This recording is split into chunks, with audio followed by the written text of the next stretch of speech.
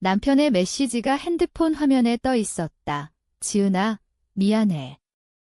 내 동생과 사랑에 빠졌어. 이혼하자. 그 문장이 내 가슴을 찔렀다.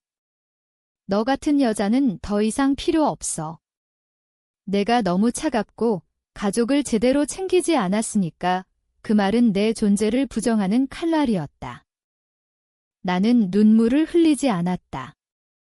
대신 손이 떨리는 걸 느끼며 핸드폰을 내려놓았다. 서울의 아파트는 조용했다. 창밖으로 네온 사인이 번뜩였지만 내 안은 텅 비어 있었다. 10년 결혼 생활, 아이 하나, 안정된 직장. 모든 게 무너지는 순간이었다. 동생, 그 애는 항상 나를 질투했다. 어릴 적부터 부모님의 사랑을 독차지하려 했고 이제 내 남편까지 빼앗았다. 다음 날 아침, 출근길 지하철에서 나는 그들의 얼굴을 떠올렸다. 남편, 김민주는 회사 상사였다.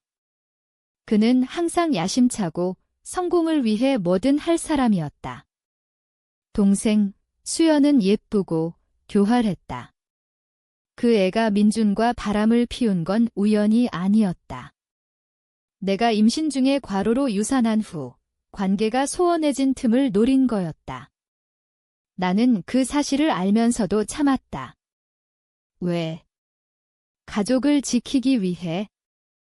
하지만 이제 그 참음이 무의미하다는 걸 깨달았다. 직장에서 나는 평소처럼 일했다.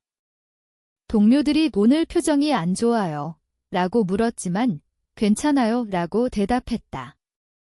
속으로는 계획을 세우기 시작했다. 복수는 즉시 하지 않는다. 관찰부터. 민준의 일상, 수연의 SNS, 그들의 관계를 파악해야 했다. 나는 새 계정을 만들어 그들을 팔로우했다. 그들의 사진, 웃는 얼굴, 데이트 장소. 매일 밤 그걸 보며 나는 분노를 삼켰다. 한 달이 지났다. 이혼 서류가 왔다.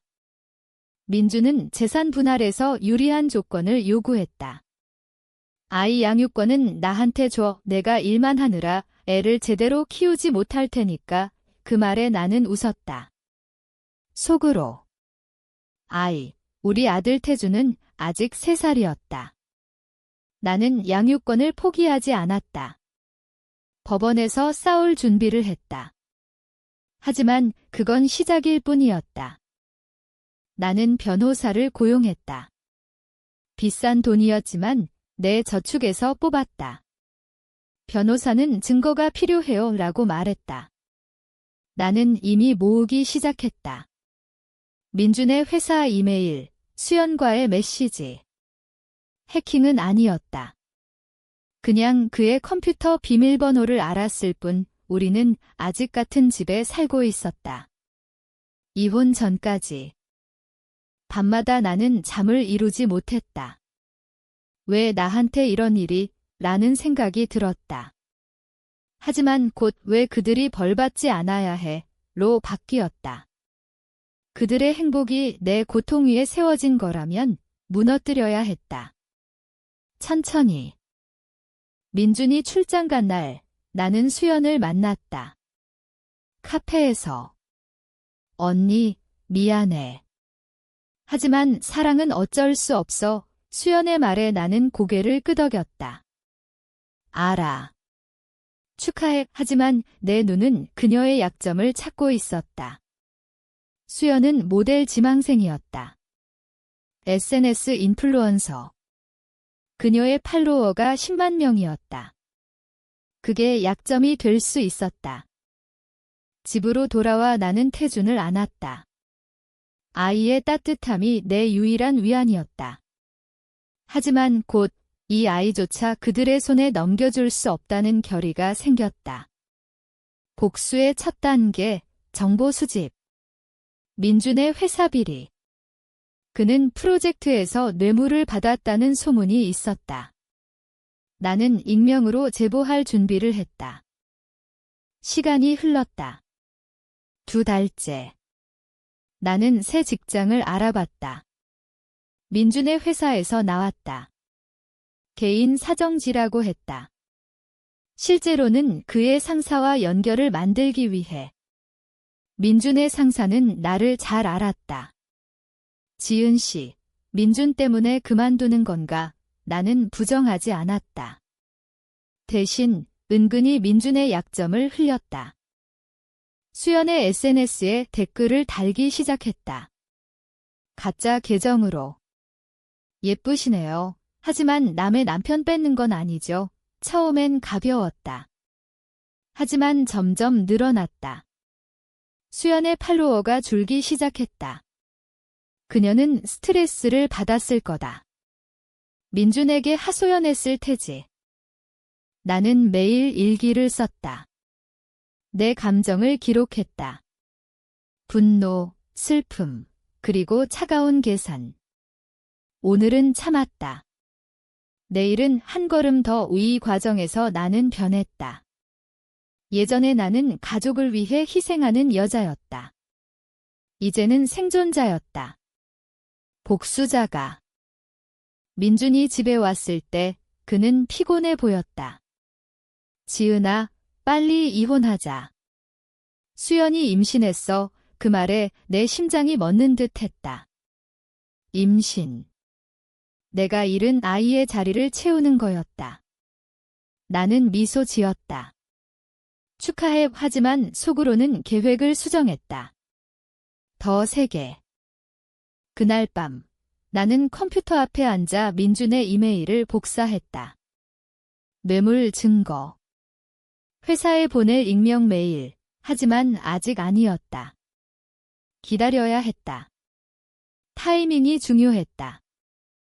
민준과 수연의 관계가 공공연해졌다. SNS에 올라온 사진들. 서울의 카페, 제주 여행.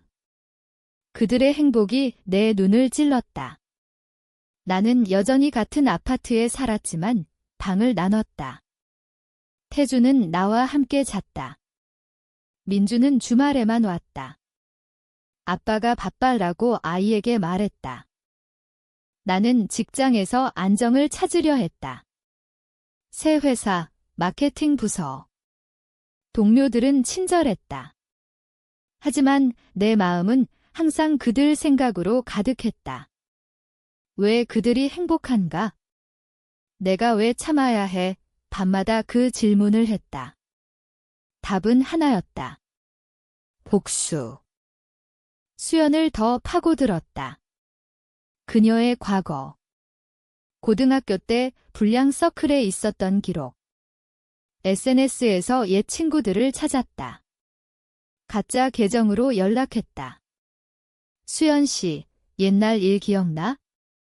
그때 마약건 실제로 마약은 아니었지만 과장했다. 소문은 퍼지기 쉽다.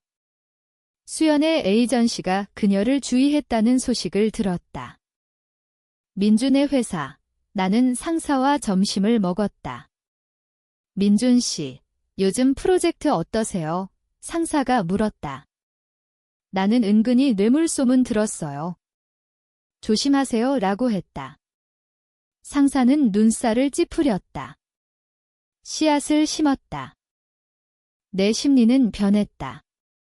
처음엔 분노였다. 이제는 차가운 즐거움. 그들의 불안을 상상하며 웃었다. 하지만 밤에 혼자일 때 두려움이 왔다. 이게 나인가? 이렇게까지 해야 해. 태준을 보며 망설였다. 아이를 위해 멈춰야 할까? 하지만 곧, 아니, 아이를 위해 해야 해로 바뀌었다. 이혼 소송이 시작됐다. 법원에서 민준은 지은은 무책임해. 아이를 제대로 돌보지 않아 라고 했다. 증인으로 수연을 불렀다. 수연은 선니는 일만 해요. 가족을 소홀히 했어요 라고 증언했다. 그 말에 나는 주먹을 쥐었다. 하지만 표정은 평온했다. 변호사는 반격할 증거 있어요 라고 물었다. 나는 민준의 외도 증거를 제출했다. 사진, 메시지. 법원은 양육권을 나에게 줬다. 민주는 분노했다. 이게 무슨 짓이야? 집에서 소리쳤다. 나는 내가 시작했어 라고 대답했다. 처음으로 목소리를 높였다. 수연의 SNS가 해킹당했다. 내가 한 건 아니었다. 하지만 내가 유도한 거였다. 가짜 계정으로 그녀를 자극해 비밀번호를 바꾸지 않게 했다. 해커가 포르노 사진을 올렸다. 가짜지만 충격적이었다. 수연의 팔로워가 반토막 났다. 그녀는 울면서 민준에게 전화했다. 나는 옆에서 들었다. 민준의 회사에서 감사팀이 왔다. 뇌물조사, 내 제보 때문이었다. 민준은 스트레스를 받았다. 누가 한 거야? 물었지만 나는 모른 척했다. 그의 눈에 의심이 스쳤다. 긴장감이 시작됐다. 나는 태준을 유치원에 보냈다. 낮에는 계획을 세웠다. 다음 단계, 경제적 타격. 민준의 재산, 우리 공동 계좌. 나는 돈을 빼서 내 계좌로 옮겼다. 합법적으로. 이혼 전 재산 분할 준비라고. 밤에 일기를 썼다. 오늘 수연의 눈물을 상상했다. 기분 좋다. 하지만 내 손이 더러워지는 기분 눈의 인성이 변했다. 예전엔 동정심 많았는데 이제 없다. 수연이 나를 찾아왔다. 언니, 제발 그만해. 나 임신했어. 눈물 흘리며 말했다. 나는 무슨 소리야? 내가 뭘 했어? 라고 했다. 그녀는 의심했지만 증거 없었다. 나는 속으로 웃었다. 그녀의 약함을 이용했다. 민준이 해고됐다. 회사에서 뇌물 증거가 나왔다. 그는 집에 와서 물건을 던졌다. 내가 한 거지? 물었다. 나는 증거 있어 라고 대답했다. 그는 나를 때리려 했지만 멈췄다. 경찰을 부를까봐. 태준이 울었다. 아빠 왜 그래? 나는 아이를 안고 괜찮아 라고 했다. 하지만 내 안은 불안했다. 아이가 피해를 받을까? 민주는 실직했다.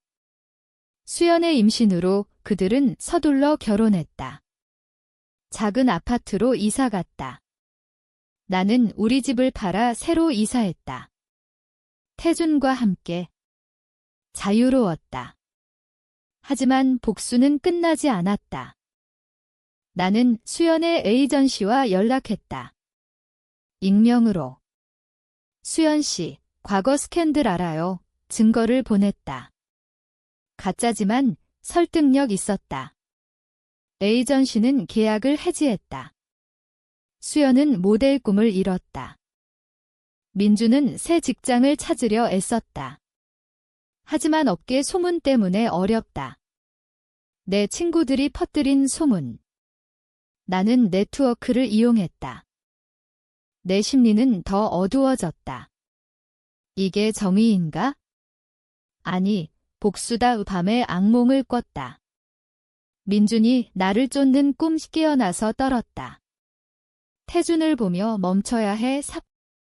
하지만 다음 날 수연의 SNS에서 행복한 사진을 보니 다시 불타올랐다. 법원에서 재산 분할이 끝났다. 나는 대부분 챙겼다. 민주는 빚만 남았다. 그는 전화했다. 지은아, 제발 도와줘. 아이 때문에 나는 내가 아이를 생각했어. 라고 했다. 전화를 끊었다. 수연이 낙태했다. 스트레스 때문이라고 들었다. 병원 기록을 봤다. 어떻게? 지인 통해.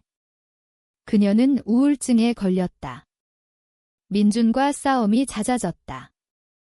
나는 그들의 삶을 지켜봤다.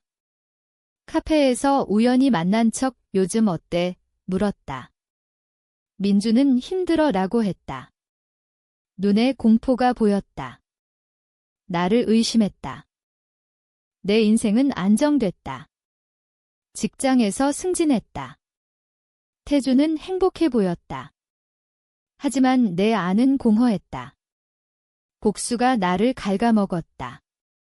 예전으로 돌아갈 수 있을까? 의문이 들었다. 다음 계획, 사회적 고립. 민준의 친구들에게 소문을 퍼뜨렸다. 민준, 뇌물범이야. 친구들이 멀어졌다. 수연이 자살 시도를 했다. 병원에 입원. 민준이 나에게 왔다. 내가 한 거야. 왜? 소리쳤다. 나는 증거라고 했다. 그는 울었다. 처음 봤다. 그 순간 나는 망설였다. 너무 갔나? 하지만 그들이 나를 파괴하려 했어. 계속했다. 태준의 생일, 아이가 아빠 어디? 물었다. 나는 바빠라고 했다. 가슴 아팠다. 민준과 수연의 결혼 생활이 파탄났다. 이혼 소송. 아이 없으니 빨랐다. 수연은 부모 집으로 돌아갔다. 민준은 혼자. 나는 민준의 새 직장 상사에게 제보했다. 과거 비리. 그는 다시 해고됐다. 이제 빚쟁이들이 쫓아왔다. 수연의 부모가 나를 찾아왔다. 지은아, 수연이 왜 그래? 내가 한 거니? 나는 모르겠어요. 라고 했다. 하지만 그들의 눈에 죄책감이 보였다. 어릴 적 수연을 더 사랑한 부모. 내 심리는 최악이었다. 매일 거울을 보며 지게 나야? 물었다. 웃음이 나왔다. 미친 듯이. 태준이 아프다. 병원에 갔다. 스트레스 때문. 내 탓인가? 불안이 커졌다. 민준이 자살 시도. 병원에서 깨어났다. 나에게 메시지, 내가 이겼어. 만족해. 나는 답하지 않았다. 수연이 해외로 도망쳤다. 하지만 나는 추적했다.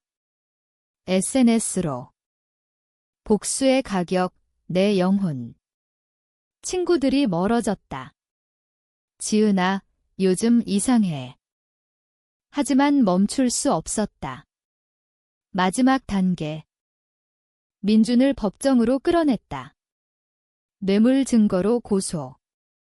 그는 감옥 갈 뻔했다. 하지만 합의로 끝났다. 모든 재산 포기. 수연은 알코올 중독. 재활원에. 나는 태준과 여행 갔다. 제주. 하지만 행복하지 않았다. 이게 승리인가? 민준이 나를 찾아왔다. 제발 그만해. 내가 잘못했어. 무릎 꿇었다. 나는 늦었어. 라고 했다. 내 안에 괴물이 깨어났다. 더 이상 인간이 아니었다. 모든 게 끝났다. 민주는 거리로, 수연은 망가졌다. 태주는 나와 함께. 하지만 밤에 나는 생각한다. 이게 옳았나? 아니면 나는 그들보다 나쁜가?